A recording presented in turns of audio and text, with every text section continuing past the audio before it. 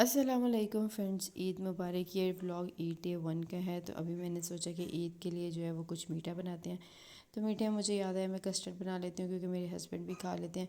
उसके अलावा ज़्यादा मीठा जो है वो शौक़ से नहीं खाते। तो मैंने कहा चलो कस्टर्ड बना लेते हैं। तो मैंने 1 कप में जो है वो पानी डाला और उसके अंदर कस्टर्ड डाल दिया मैंने, और अब इसको अच्छे से मिक्स कर दिया। अच्छा, कुछ लोग जो है वो दूध के अंदर इसको मिक्स करते हैं कस्टर्ड पाउडर को, कुछ जो है वो पानी के अंदर मिक्स करते हैं। तो मैं जो है वो हर दफ़ा पानी के अंदर मिक्स करती हूँ। फिर उसके बाद जी मैंने दूध को अच्छे से बॉईल किया। जब वो दूध अच्छे से बॉईल हो गया था, फिर इसके अंदर जो है मैंने वो कस्टर्ड वाला लिक्विड डाला और इसको अच्छे से जो है वो हिलाती रही कुछ देर के लिए, क्योंकि अगर हिलाएंगे नहीं तो इसके अंदर गुठलियाँ बन जाएंगी। अगर आप स्मूथ, मज़ेदार और क्रीमी टेक्सचर चाहते हैं तो आप इसको हिलाते रहेंगे ना, तो ये बहुत ही मज़े का बनेगा। तो अब इसको जो है जितनी देर ये पकता रहेगा, साथ साथ इसको हिलाते रहेंगे ताकि लगे ना और इसकी जो है वो गुठलियाँ ना बने। तो जैसे हम इसको पकाते जाएंगे आहिस्ता आहिस्ता जो है ना ये गाढ़ा होता जाएगा।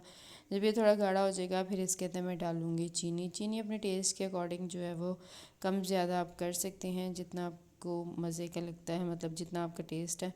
तो फिर इसको थोड़ी देर मज़ीद पकाएंगे ताकि और गाढ़ा हो जाए। जब ये गाढ़ा हो जाएगा, फिर मैंने जो है वो इसको एक बाउल के अंदर डाल दिया था ताकि फिर इसको फ्रिज में रख दूँगी, और फिर कुछ देर बाद जब ठंडा होगा ना तो फिर अपने हस्बैंड को दूँगी।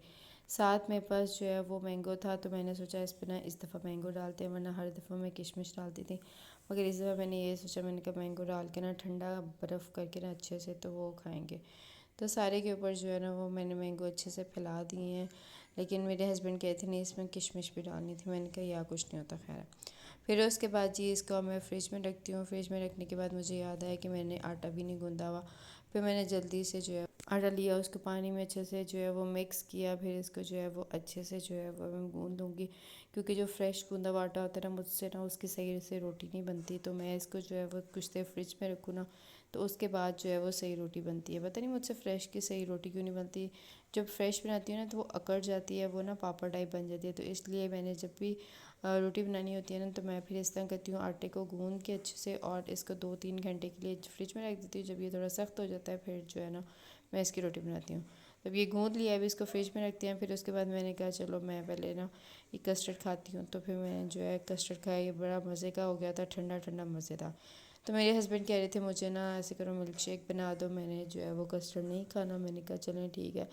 तो फिर मैंने एक अदद आम लिया और इसका छिलका उतारा और फिर इसका जो है वो मिल्क शेक बनाएंगे। आज ईद वाले दिन बहुत ही ज़्यादा गर्मी थी, मतलब बहुत ही अखीर गर्मी थी, और इतनी लो थी, मतलब किचन में 2 मिनट के लिए जाओ ना और फुल पसीना और फुल गर्मी लग रही थी। तो फिर मैंने जो है वो आम को ऊपर से छिलका उतार लिया। फिर उसके बाद जो है ना ये इसको आम को गुठली से उतार लिया, और फिर उसके बाद जो है ना गुठली को अच्छे से सफाई से मैंने साफ़ किया। और फिर जी इसमें डाला है दूध, डाली है थोड़ी सी चीनी, और फिर बर्फ़ डाल के जो है वो इसको अच्छे से ग्राइंड कर लूँगी। और ग्राइंड करने के बाद जो है ना फिर ये मैंने गिलास में डाल लिया था, और अब ये अपने हस्बैंड को देती हूँ ठंडा ठंडा, ताकि वो थोड़ा ना रिलैक्स हो जाए। तो ये भी मैंने उनको दे दिया था। मैंने कहा चले आप ये पिए। उसके बाद मेरे भाई की कॉल आई थी कि उन्होंने यहाँ पे आना है, मुझसे ईद मिलने आना है। तो फिर जी मैंने कहा चलो मैं जल्दी जल्दी चाट बना लेती हूँ। चने जो है वो मेरे पास पहले बॉयल पड़े हुए थे। फिर जल्दी से जो है मैंने आलू बॉयल किए, प्याज काटे, टमाटर काटे, और इसमें अंदर थोड़ी सी सब्ज़ मिर्चें डाली, चाट मसाला डाला और थोड़ा सा नमक डाला, दही डाला। इसको अच्छे से जो है वो मैंने मिक्स कर लिया। मिक्स करके जो है इसे बाउल में डाल के फ्रिज में रख दिया। तो उसके बाद जी हमारे कुर्बानी का गोश्त भी आ गया था। और जब हस्बैंड बाहर से आए तो उन्होंने कहा बहुत ज़्यादा गर्मी है, तो मुझे एक दफ़ा फिर थोड़ा सा मिल्क शेक बना दो। मैंने कहा चलें ठीक है। तो फिर जी अब डिस्ट्रीब्यूशन करनी है मेरे हस्बैंड ने, क्योंकि हर दफ़ा की तरह ना पहले वो ही डिस्ट्रीब्यूशन करते हैं, मतलब वो 3 हिस्से कर देते हैं इक्वल साइज़ के। और फिर उसके बाद जो है मुझे बोलते हैं कि कोई सा एक ले लो, एंड देन जो बाकी 2 होते हैं ना वो रिश्तेदारों और गरीबों का जो होता है ना, वो उसकी डिस्ट्रीब्यूशन सारी जो है वो ही करते हैं। तो अब जो है वो पहले हिस्सा बनाएंगे, और फिर उसके बाद जी एक जो है मैं ले लूँगी। उसके बाद जो मैंने ले लिया था उसके बाद अब ये जो है वो पैकेट में बाकी डाल रहे हैं जो एक्स्ट्रा है, मतलब गरीबों का। और जो दूसरा है फिर वो उसको जो है वो मेरा ये वेट लॉस मशीन है, इसके ऊपर तोल रहे हैं कि कितना कितना जो है वो सबका बन रहा है। फिर उस हिसाब से जो है वो पैकेट्स बनाएंगे और फिर जो है ना वो सबको बांटेंगे। मतलब मुझे ईद पे ना काफ़ी ज़्यादा आसानी हो जाती है। मेरे हस्बैंड जो है वो काफ़ी मेरी हेल्प करवाते हैं, हिस्से भी करते हैं, उसके अलावा जो है वो डिस्ट्रीब्यूशन में भी हेल्प करते हैं, उसके अलावा साफ़ सफाई में भी जो है ना वो हेल्प करते हैं। तो ये सारे पैकेट बन गए थे देने वाले। तो उन्होंने जो है वो फिर ये सारे एक जो है बैग में डाले और वो कहते हैं कि मैं ना ये जल्दी से जो है वो सबको दे आऊँ क्योंकि गर्मी बहुत ज़्यादा है, जिसकी वजह से ना गोश्त के ख़राब होने का ख़तरा था। तो वो कहते हैं जल्दी से ना मैं ये सारा समेटूँ। मैंने कहा अच्छा। उसके बाद मैंने ये टेबल को अच्छे से साफ़ किया जहाँ पे हम लोगों ने गोश्त रखा हुआ था, बड़ी स्मेल आ रही थी। फिर उसकी थोड़ी देर बाद जो है ना अम्मी और भाई आ गए थे मुझसे ईद मिलने। तो फिर मैंने अम्मी और भाई को जो है ना ये चाट दी और साथ में जो है वो कस्टर्ड दिया। भाई ने वो खा ली, अम्मी ने भी खा ली। और फिर उसके बाद जी हम लोग बातें वगैरह करने लगे। मेरे हस्बैंड भी आ गए, मैं भी आ गई और इस तरह जो है वो हम लोग काफ़ी देर जो है वो बातें वगैरह करते रहे। उसके बाद हम लोगों ने जाना था मेरी दादी अम्मा से मिलने। भाई ने भी जाना था, मैंने, अम्मी ने और मेरे हस्बैंड ने, हम सब ने जाना था। तो फिर अब हम लोगों ने कहा कि अब हम लोग निकलते हैं, वहाँ पे जाके 2-4 घंटे बैठेंगे, दादी माँ से बातें वगैरह करेंगे। तो अब हम यहाँ से निकलते हैं और भाई के साथ ही जो है भाई की गाड़ी पे जाते हैं। तो मैंने जो है वो अपना कुर्बानी वाला जो हिस्सा था उसमें से जो मैंने चची को देना था, दादी माँ को देना था, वो मैंने ले लिया था। और फिर अब हम लोग जा रहे हैं दादी माँ के घर।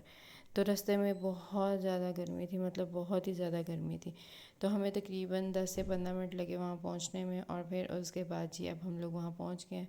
तो गाड़ी जो थी ना इस दफ़ा भाई ने दूर ही खड़ी की थी, कहे थे उधर नहीं खड़ी करनी, एक दूसरी जगह वहाँ खड़ी करनी। मैंने कहा चलें ठीक है। तो फिर उसके बाद जी आगे हस्बैंड है और ये वाइट सूट में भाई है मेरे, और ये जी मेरे हस्बैंड है। फिर उसके बाद जी यहाँ से हम लोग अब एंटर हुए हैं अंदर।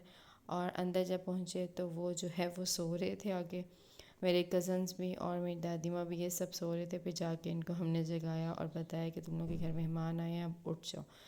तो फिर हम लोग वहाँ जाके सबसे जो है वो मिले और फिर दादी माँ से मिले, कुछ देर बैठे बातें वगैरह की। फिर उसके बाद चची ने कुछ गोश्त जो है वो बॉयल किया हुआ था, उन्होंने वो हमें दिए। इसके ऊपर इन्होंने सिर्फ नमक और काली मिर्चें लगाई हुई थी, उसके अलावा जो है बस बॉयल किया हुआ था।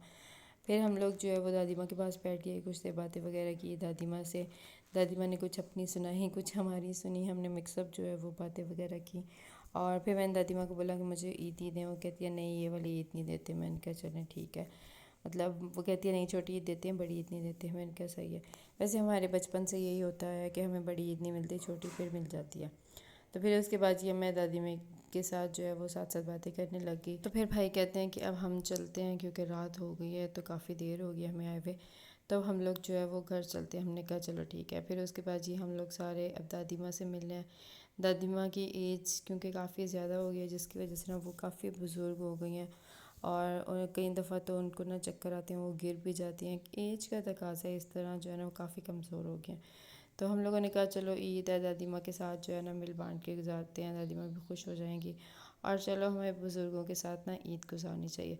फिर उसके बाद जी हमें दादी माँ जो है वो दरवाज़े तक छोड़ने आ रही। हमने कहा नहीं दादी माँ आप बैठो, हम जो है चले जाएंगे। मगर नहीं, वो कहती नहीं मैं यहाँ तक तो आऊँगी। फिर मेरे कज़न ने उन्हें पकड़ा और वो दरवाज़े तक आई। फिर उसके बाद जो हम थोड़ा सा चले और हम लोग वहाँ पे आए जहाँ पे गाड़ी खड़ी थी, वो दूसरी गली में खड़ी हुई थी। तो हम लोग वहाँ तक जो है वो फिर चल के आए, साथ साथ जो है वो बातें वगैरह कर रही थी मैं भाई के साथ।